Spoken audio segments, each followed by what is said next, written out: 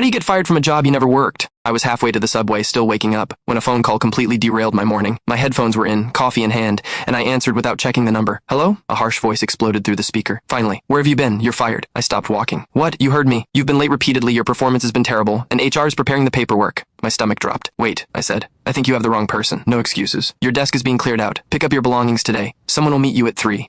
Then the call ended. The strange part wasn't being fired. The strange part was that I didn't even have a job. I'd been freelancing for months. No office, no manager, no desk. At first I assumed it was a scam. Then my phone buzzed. A text read, check your email. HR has sent your final paycheck. I opened my inbox. There was a professional email from a company I'd never heard of. It included my full name, employee number, job title, and a start date from 6 months earlier. According to their records, I'd worked there for half a year. According to reality, I'd never been inside the building. Then I noticed the paycheck. The amount was real, enough to make me reread the email 3 times. I immediately called back. The same person answered, "You're supposed to be here already. I don't work for you." Then explain why you're in our system. I can't. I've never even heard of your company. After a long pause, they gave me a downtown address. Come in. We'll sort it out. Curiosity got the better of me. The office building looked completely legitimate.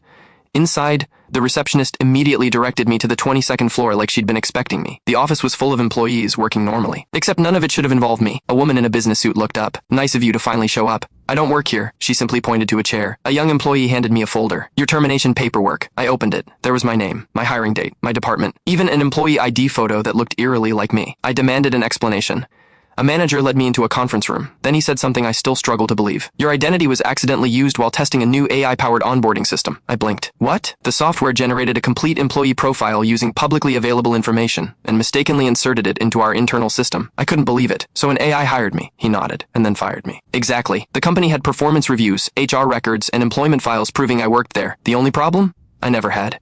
Then I remembered the paycheck. "What about the money?" The manager shrugged. "It was processed legally during testing. You're allowed to keep it." I honestly didn't know whether to laugh or call a lawyer. As I left, my phone buzzed again. "Congratulations on surviving your first week. Try not to get fired again." To this day, I still receive occasional emails from that company. Sometimes HR even checks in. I usually reply with jokes. My favorite signature? Still unemployed. Still learning. Most people don't believe this story, but apparently that's what happens when you're the world's first ghost employee. Hired, reviewed, paid, and fired from a job that never actually existed.